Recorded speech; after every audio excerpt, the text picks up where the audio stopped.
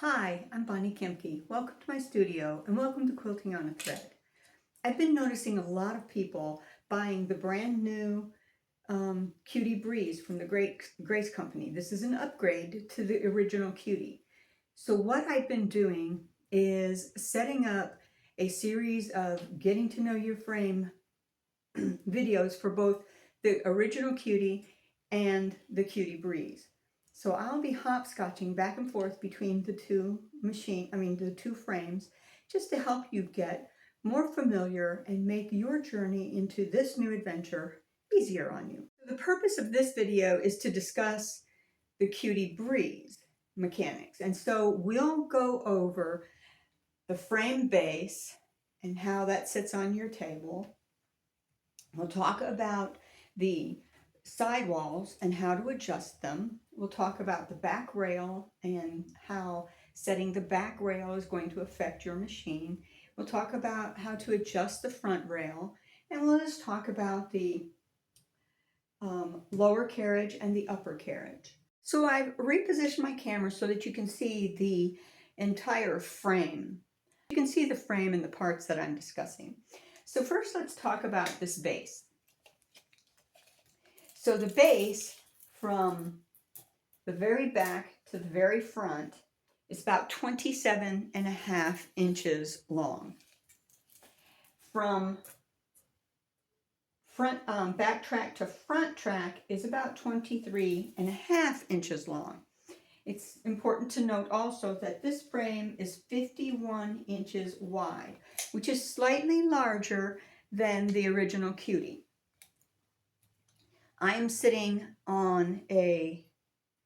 my frame on the Husky workbench, the 52 by 24 inch workbench.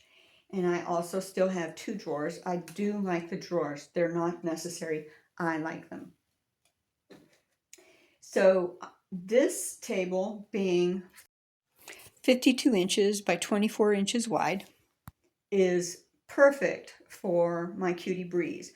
But I want to let you know that if you have a 4 foot by 2 foot table, that's perfectly fine. You can let a little bit of the side rails hang off of your table, your 4 foot table, and it's not going to harm anything because all the weight of the frame is really on the rear track and the front track.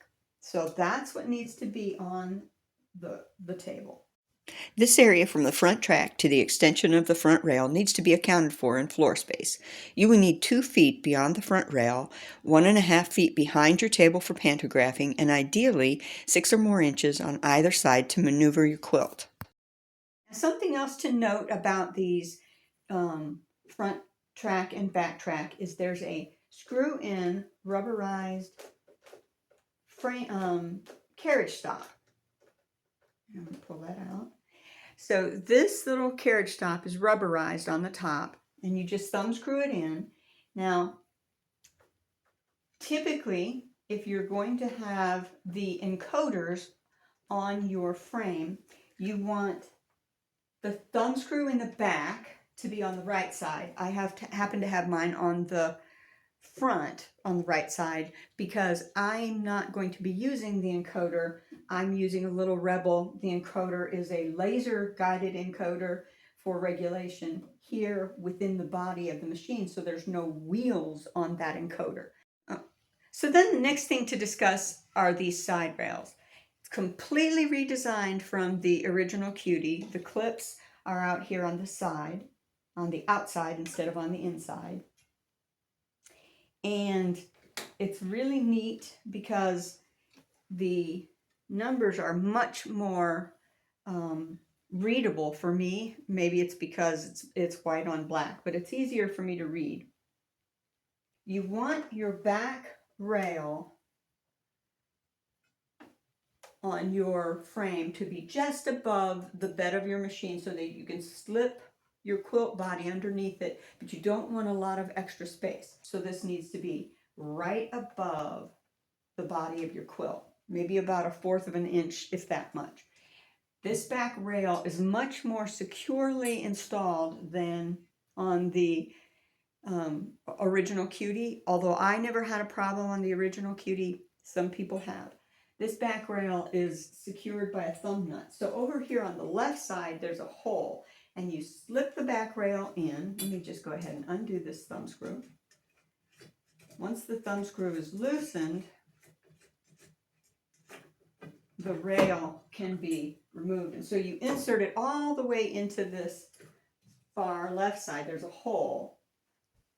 You insert it all the way in, pop it through, bring it forward, and then tighten this screw in.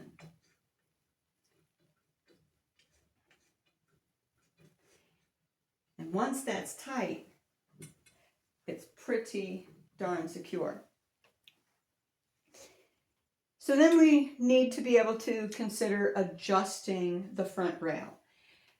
Adjusting the front rail has 3 finite positions for the Cutie Breeze.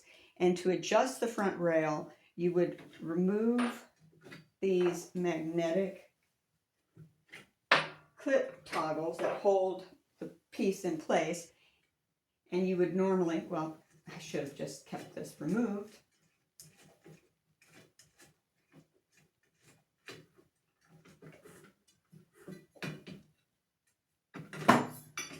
So you wouldn't have your front rail, your rear rail in, and you lift this up, and there are 3 screws on each of these clamps. So all 4 of these clamps, 2 on each side, there are 3 screws. So if you're in this first hole here, you would be in the first hole here. This is the closest to the front bar. So this is for your smaller machines. Your mid-size machines, you would move to the second hole. You would move to the second hole here. Your larger machines, like the Unique 19, you would move to this third and final hole on both ends. So there are 3 finite positions for the rail. And you literally have to remove those screws and move the clip. And then you just put the whole thing back on, putting in these magnetic toggles to hold the frame and railing in place. And then you reinsert your back rail. So there's a hole over on the left side. You insert this in as far as you can, then bring it forward, pull it into that hole, screw it back in place. It's a little more complicated, but it's a very secure setup. So we've discussed the base, we've discussed the side rails, and we've discussed the front and the back rails. So now we want to talk about the lower carriage. The lower carriage will not fit on the Cutie because the lower carriage has a longer wheelbase, because the frame is about 1.5 inches longer from back track to front track. And the wheels are on a newly designed shoulder situation instead of a finite one-piece shoulder. These are 2 shoulders on each side holding one wheel, and then they screw together. So it's a little bit easier to make adjustments if you were to have to adjust. So one of the things I forgot to mention is the tracks on these are pre-assembled. There are no screws, so you don't have to worry about whether you've buckled your track or not. So it's a more secure railing system, and you have a similar, more secure railing system on the lower carriage. The upper carriage is a solid piece, and the handles, instead of being inset into the frame, are overhead.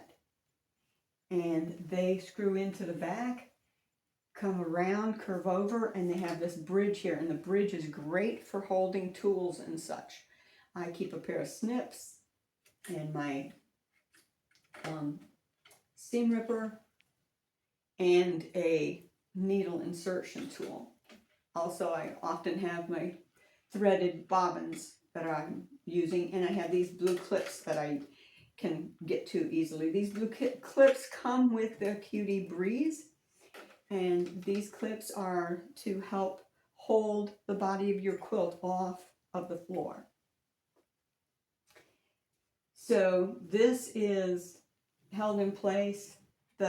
Your domestic machine, or in my case, the Rebel, is held in place by the same type of clipping system as would have been on the original Cutie Breeze.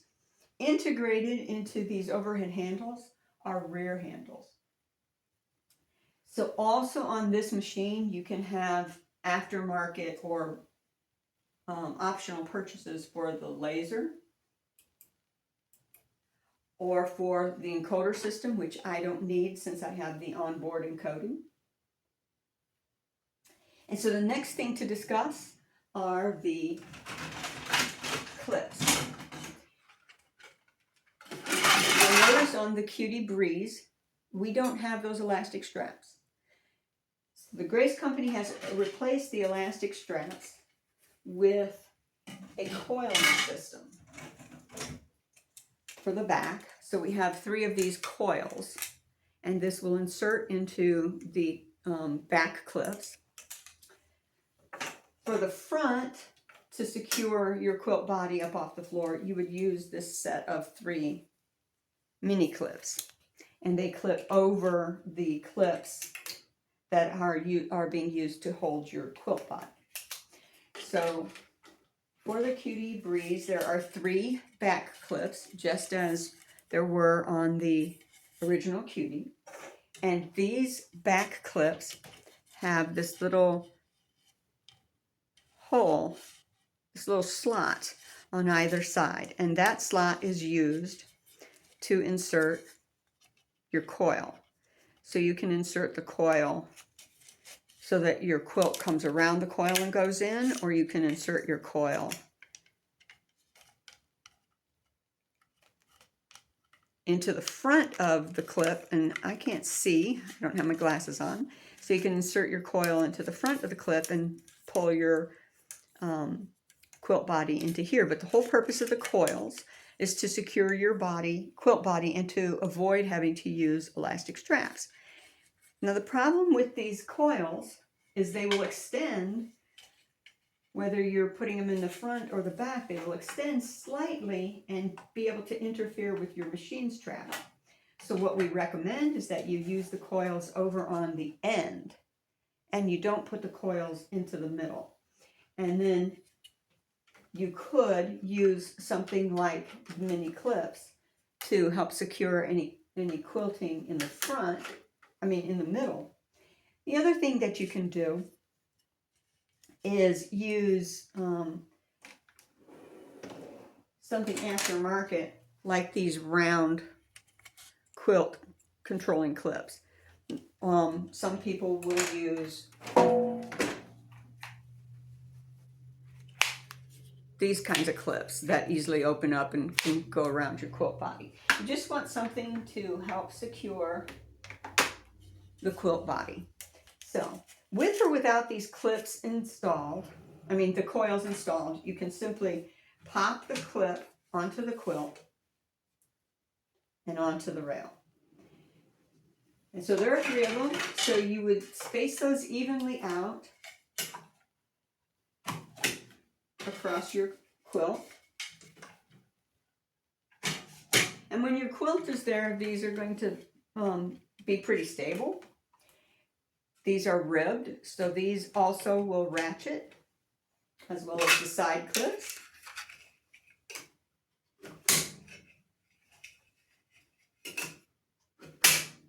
Now, the side clips are changed slightly from the original Cutie. They don't have that C-lock in there anymore. But what they do have are these 2 nibs that still allow you to take the clamp for the bungee, the clip for the bungee clamps off of its shoulder, and just insert those along this clip. It works best if the clip is opened up towards a point, towards a corner of the rail, and then you just slip those in. These are a little easier to use than the original clips on the original Cutie. But these also, because they are ribbed, if you don't have your clip on there, you can use these to ratchet your quilt and tighten things around. Then we have 2 front clips. And these are considerably shorter than on the original Cutie, but this is really all you need. And so you, just as on the original Cutie, clip it down, clip it in place. These ratchet. And so that is the entire mechanics of your Cutie Breeze. And I will come back and go further into optional accessories and how to quilt, how to hoop your first quilt body. I'll be doing those all in a latter video. So that's it for now, and I hope that this has helped you on your journey, and hope to see you again here on Quilting on a Thread.